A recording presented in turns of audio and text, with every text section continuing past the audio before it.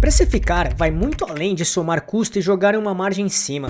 O preço que você cobra é o resultado de como o negócio foi montado. Se as vendas estão travadas ou o caixa não fecha, o erro raramente está no número em si, está na estratégia por trás dele. E é comum tentar resolver isso só ajustando a margem, mas preço sozinho não corrige a operação ineficiente, falta de diferenciação ou público errado. Ele só reflete o resto da gestão. Então, antes de calcular o seu preço, é preciso entender e acertar o que sustenta esse preço. E são 6 pontos estratégicos que vou mostrar agora.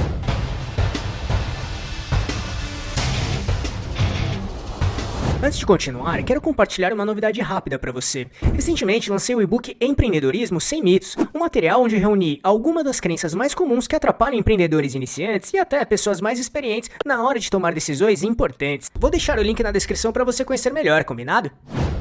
1. Posicionamento e percepção de valor.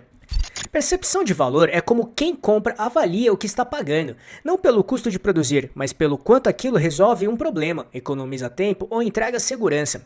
Na cabeça de quem compra, sempre tem uma balança rodando. De um lado, o que se ganha, do outro, o que se perde, o dinheiro, a espera, o esforço. Quando o ganho pesa visivelmente mais, o preço parece justo, mesmo sendo alto. Quando o ganho parece pequeno ou igual ao de qualquer outra opção no mercado, qualquer preço parece caro, porque não existe motivo claro para pagar mais por aquilo especificamente. Já posicionamento é a decisão que define o que vai pesar nessa balança. É você escolhendo de forma deliberada o que o seu negócio vai representar para quem compra. Ser a opção mais barata, a mais rápida, a mais completa, a mais exclusiva. Essa escolha não é só uma frase bonita para colocar no site, ela determina toda a estrutura por trás, que tipo de operação você precisa ter, que tipo de cliente vai te procurar e que preço faz sentido cobrar. É por isso que os dois negócios vendem a mesma coisa por preços bem diferentes, e os dois vendem bem. Um se posicionou para competir no preço baixo e construiu uma operação enxuta bastante para sustentar isso. O outro se posicionou para entregar algo que parece e é mais valioso e por isso cobra mais sem perder venda, porque já trabalhou para que o ou a cliente percebesse esses valores antes mesmo de olhar o preço. Dessa forma, a precificação precisa ser coerente com qual desses caminhos foi escolhido, porque cada um existe uma estrutura diferente por trás. Por exemplo, se o posicionamento é volume, a margem por venda é enxuta e o negócio precisa de eficiência operacional para sustentar isso. Se o posicionamento é diferenciação, vende menos, mas ganha mais em cada venda, e o investimento vai para reforçar esse diferencial que justifica o preço maior. O erro é misturar os dois. Montar uma operação cara querendo competir com preço de concorrente popular ou cobrar caro por algo sem diferencial nenhum que justifique isso. Quem não escolhe um caminho, tentando ser barato e premium ao mesmo tempo, para todo mundo, acaba sem argumento para cobrar mais, e aí só resta competir por um preço baixo, sacrificando a própria margem. 2. Estudo de mercado e concorrência. Olhar a concorrência não é copiar o preço dela. Não dá para saber a estrutura de custo por trás daquele número. O custo do concorrente pode ser bem menor, ou ele pode estar vendendo no prejuízo sem perceber isso ainda. O que vale de fato é mapear os dois extremos do setor. Quem cobra pouco e como sustenta isso? Geralmente com volume alto ou operação muito enxuta. E quem cobra muito e o que justifica esse valor? Geralmente, algum diferencial claro de entrega, atendimento ou marca. Entender os dois extremos mostra o intervalo real do mercado, e dentro dele, normalmente existe uma lacuna, um tipo de entrega que ninguém está oferecendo, um público que está sendo mal atendido pelos dois lados. Em vez de entrar numa guerra de preço, o objetivo é posicionar a oferta exatamente nessa lacuna, onde existe menos comparação direta. 3. Benefício real, não característica técnica. Quem compra não está pagando por hora trabalhada nem por especificação técnica. A compra é pelo resultado que aquilo gera na vida de quem usa.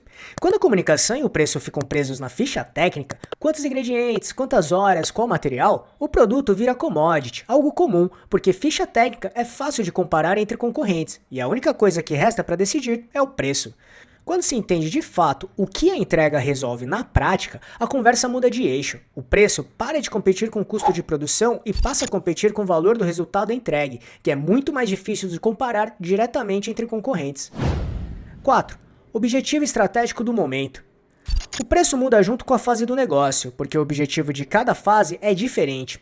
Por exemplo, no início, quando o objetivo é validar a ideia e conseguir os primeiros clientes, vale cobrar menos, mesmo com uma margem mais curta. Não porque esse é o preço certo, mas porque nessa fase o mais valioso é aprender com o cliente real e construir prova social, não maximizar lucro ainda. Mais adiante, quando já existe a base de cliente e o objetivo passa a ser gerar caixa de verdade, a lógica muda. Cobrar barato deixa de fazer sentido porque agora o foco é capturar o valor que já foi provado e não mais conquistar a confiança do zero. O erro comum é misturar essas duas lógicas. Tentar cobrar preço da marca já estabelecida no momento em que ainda não existe prova nem confiança suficiente acumulada, ou continuar com preço de entrada mesmo depois de já ter mercado validado, perdendo margem que já poderia estar sendo capturada. E se chegou até aqui, deixe seu like nesse vídeo que vai ajudar muito este canal e o nosso trabalho. 5. Estrutura e ponto de equilíbrio.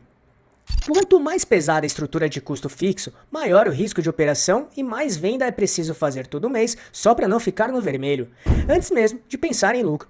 Ponto de equilíbrio é esse limite, o valor que precisa ser faturado no mês só para cobrir o custo fixo e variável, sem lucro nem prejuízo. Depois desse ponto, cada venda nova passa a gerar lucro de fato, porque os custos fixos já foram cobertos. Por isso, a lógica certa é moldar a operação para caber dentro do preço que o mercado aceita pagar, e não o contrário. Inflar preço para tentar cobrir uma estrutura pesada de custo afasta quem compra, porque o mercado não paga pelo seu custo interno, ele paga pelo valor que percebe. Se a estrutura é cara demais para o preço que o mercado aceita, o problema não é o preço, é a estrutura que precisa ser revista. 6. Onde o dinheiro some. Existem 3 coisas comuns que consomem o caixa sem que você perceba, porque nenhuma delas aparece como uma conta óbvia no fim do mês. Prolabore. É o salário de quem toca o negócio. No início é normal não tirar nada para fazer a empresa engrenar, mas esse valor precisa entrar no preço de qualquer forma. Sem isso o preço fica artificial, sustentado só porque uma pessoa está trabalhando de graça para cobrir a diferença. No dia em que for preciso contratar alguém para fazer esse mesmo trabalho, o preço quebra, porque nunca incluiu esse custo de verdade. Custo variável. Existe só quando a venda acontece. Produto, imposto da nota, taxas do cartão, frete, enfim. Sem venda, esse custo é zero, e é por isso que ele costuma ser esquecido na hora de montar o preço. Parece pequeno isoladamente, mas precisa estar dentro da margem de cada venda individual, não só somado no fim do mês. Tempo parado. Ninguém produz ou atende 100% do tempo disponível. Sempre tem intervalo, espera, horas sem cliente, entre tantos outros momentos. Esse tempo parado continua custando. Aluguel, equipamento, eventual equipe, mesmo sem gerar nenhuma venda. O preço precisa cobrir esse tempo também, e não só as horas em que existe entrega de fato. Senão a conta nunca fecha de verdade, mesmo parecendo lucrativa no papel. Então, juntando os 6 pontos que mostrei aqui, o preço é o reflexo do posicionamento, do mercado e da estrutura de custo, nunca o ponto de partida. Quando essas 3 coisas estão alinhadas entre si, a conta final deixa de ser um cálculo complicado e genérico, e passa a ser quase uma consequência natural de tudo que já foi decidido antes. Assim, se o objetivo já está claro, a estrutura de custo já foi entendida e o posicionamento já foi decidido. Falta só uma coisa: transformar isso em número de fato. E é exatamente esse próximo passo que eu mostro nesse vídeo, onde mostro o cálculo completo, passo a passo para chegar no preço estratégico e lucrativo, considerando tudo que mostrei aqui antes. Para isso é só clicar neste botão aqui em cima ou no link que deixei na descrição. Esperamos que tenha gostado, e se gostou desse vídeo, deixe seu like e compartilhe esse vídeo para ajudar muito este canal. Obrigado e até a próxima!